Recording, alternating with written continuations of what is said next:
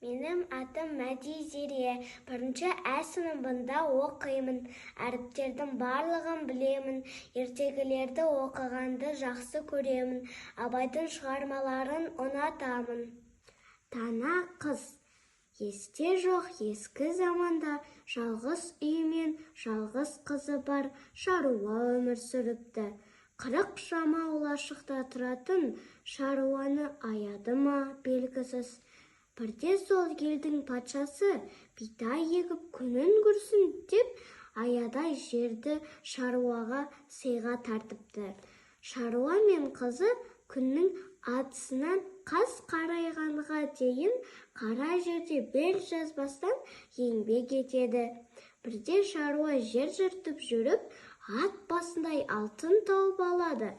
Алақандай жерді тегін сыйлай салған патшаға алғысын қалай жеткізерін білмей жүрген шаруа бірден алтынды қожайынға сыйлаймын депті.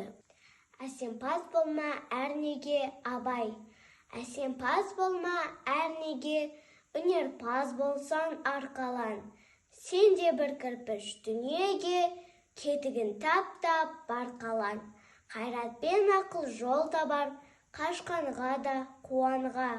Әділет шапқат кімде бар, сол жарасар туғанға. Бастапқы еке соңғысыз, біте қалса қазаққа. Алдың жалың артың мұз, барар едің қай жаққа. Пайданы көрсең бас ұрып, мақтан іздеп қайғалма. Мініңді ұрлап жасырып, майданға түспей бәйге алма.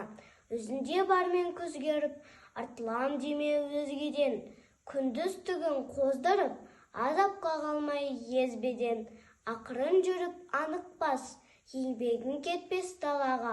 Ұстаздық қылған жалықпас, үйретуден балаға.